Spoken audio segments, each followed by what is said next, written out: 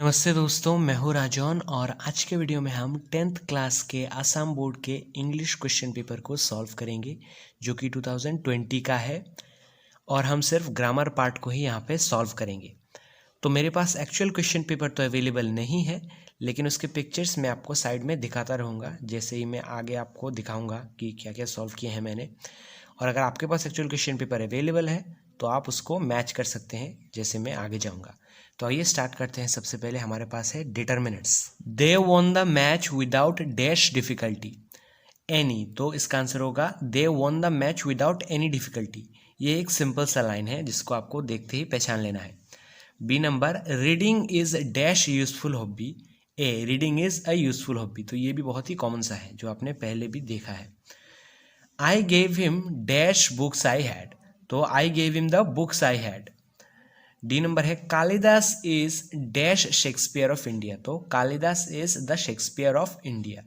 कुछ कुछ लाइन ऐसे हैं जो आपको देखते ही समझ आ जाते हैं कि यार ये तो एक नॉर्मली किसी चैप्टर में हमने देखा था, बहुत ही इजी सा है। नेक्स्ट है हमारे पास prepositions. They are satisfied dash your works, तो बाय, एट और विथ है हमारे पास, जिसमें से विथ यहाँ पे यूज होगा। They are satisfied with your works, तो वो आपके काम से संतुष्ट है। बी नंबर है man does not live dash bread alone on by with, तो इसका आंसर होगा by. Man does not live by bread alone.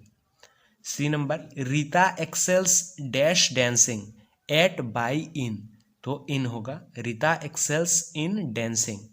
D number है he is looking dash a domestic help to in for, तो answer होगा for. और ये अक्सर use होता है, फॉर ही यूज होता है लुकिंग के साथ। He is looking for a domestic help, जो आपने पहले भी देखा होगा। नेक्स्ट है हमारे पास correct tense. I go there before she went, तो जैसा कि हमें पहले भी पता है कि जब दो काम होते हैं पास्ट में, तो जो पहला काम होता है वो होता है पास्ट परफेक्ट टेंस और जो बाद में होता है वो होता है पास्ट इंडेफिनिट। तो यहाँ पे I go there before she went यानी कि मैं वहाँ पे गया उसके आने से पहले, तो मेरा जाना यहाँ पे हो गया पास्ट परफेक्ट टेंस, तो इसीलिए यहाँ पे देखिए आई हैड गॉन होगा। पास्ट परफेक्ट टेंस का बी बार लगा है had. I had gone, go का पास्ट पार्टिसिपल फॉर्म है। और I had gone there before she went, ये जो बाकी वाला है वो पहले से ही इंडेफिनिट टेंस दिया हुआ है, पास्ट इंडेफिनिट टेंस, तो सेम रह जाएगा। बी नंबर है 10 years passed since I met you last, तो देखिए यहाँ पे बहुत से लोग बोलेंगे कि 10 years और सिंस है तो हो सकता है कि ये प्रेजेंट परफेक्ट कंटिन्यूअस टेंस होगा क्योंकि पहले शुरू हुआ है और अभी भी चल रहा है, लेकिन आपको इसका मीनिंग समझने का ट्राई करना है। तो देखिए मीनिंग यहाँ पे क्या है कि 10 साल हो गए हैं मैं तुमसे लास्ट मिला हूँ, तो इसको आपको सोचना है कि 10 साल पहले हुआ था यानी कि आप मिले थे। अब मिलना तो ऐसा नहीं होता ना कि मैं 10 साल पहले मिला था और अब भी मिल रहा हूँ, ऐसा तो नहीं होगा ना। तो पास्ट में हुआ था इसलिए ये पास्ट परफेक्ट टेंस होगा। तो 10 years have, sorry past perfect नहीं, प्रेजेंट परफेक्ट होगा। 10 years have passed since I met you last. C number है when she came I write a letter, तो देखिए सब कुछ छोड़ छाड़ के आपको बस इसका मीनिंग समझने का ट्राई करना है। व्हेन शी केम यानी कि वो जब आई राइट ए लेटर यानी कि मैं एक चिट्ठी लिख रहा था, यही तो होगा ना, यही तो बोलना चाह रहा है ये वर्ड्स या लाइन्स। तो तब मैं एक लेटर लिख रहा था, तो पास्ट कंटिन्यूअस टेंस, पास्ट में हो रहा था। तो when she came in I was writing a letter. I was जो है पास्ट कंटिन्यूअस का बी वर्ब और राइटिंग तो राइटिंग ही हो जाएगा, राइटिंग हो जाएगा सॉरी, बाकी सेम। उसके बाद हमारे पास देखिए narrations. Rashid asked me if I knew Rahim, तो राशिद ने मुझसे पूछा कि क्या मैं रहीम को जानता हूँ, तो इसको अगर हम करेंगे Rashid said to me, asked यहाँ पे सेड हो जाएगा। डू यू नो रहीम यानी कि क्वेश्चन क्या है, तो do you know Rahim, question mark दीजिएगा, ये बहुत ही इंपॉर्टेंट है। बी नंबर है mother said to me what will you do after the exam, तो माँ ने पूछा कि तुम परीक्षा के बाद क्या करोगे, तो मदर आस्क्ड मी, क्योंकि यहाँ पे क्वेश्चन है, सवाल है व्हाट, इसलिए आस्क्ड हो जाएगा। Mother asked me what would I do after the exam, तो विल वुड हो जाता है और बाकी सब तो सेम ही रहेगा, तो ये भी इजी सा है नरेशन। 23rd है voice change. I do not know his brother यानी कि मैं उसके भाई को नहीं जानता, आंसर है his brother is not known to me. B number है English is spoken by many people all over the world, तो इसको देख के आपको थोड़ा सा क्या कहते हैं अनकॉमन लग रहा होगा, लेकिन आपको बस रूल फॉलो करना है। Many people all over the world speak English. Simple सा है कि बहुत से लोग दुनिया भर में इंग्लिश बोलते हैं। 24th है change into a single sentence, यानी कि 2 सेंटेंस दिए हैं आपको, उसको एक में कन्वर्ट करना है। तो सबसे पहले हमारे पास है where has he gone, do you know it, यानी कि वो कहाँ गया है, क्या तुम जानते हो। तो इसको अगर एक सेंटेंस में कन्वर्ट करेंगे तो ये होगा do you know where has he gone, यानी कि क्या तुम जानते हो कि वो कहाँ गया है। क्वेश्चन मार्क आपको याद करके देना है। B number, I finished the work I was taking rest. तो देखिए मैंने काम ख़त्म किया और मैं रेस्ट ले रहा था। तो आपके दिमाग में ये सवाल आ सकता है कि यहाँ पे तो काम ख़त्म हुआ है और रेस्ट लेना चल रहा है, तो पहले कौन सा लिखे। तो जो पहले दिया है वही पहले लिखेंगे, यानी कि I finish the work then I was taking rest, यानी कि मैंने अपना काम ख़त्म कर दिया था और मैं रेस्ट ले रहा था। उसके बाद हमारे पास है चूज द करेक्ट सेंटेंस।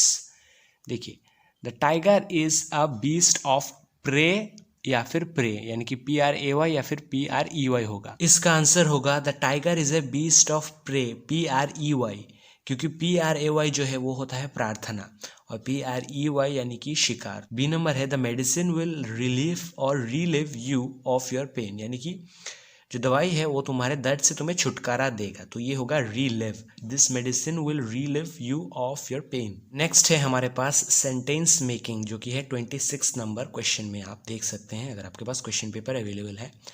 सबसे पहले हमारे पास मेक आउट, यानी कि मैनेज करना कोई काम मुश्किल से मैनेज करना।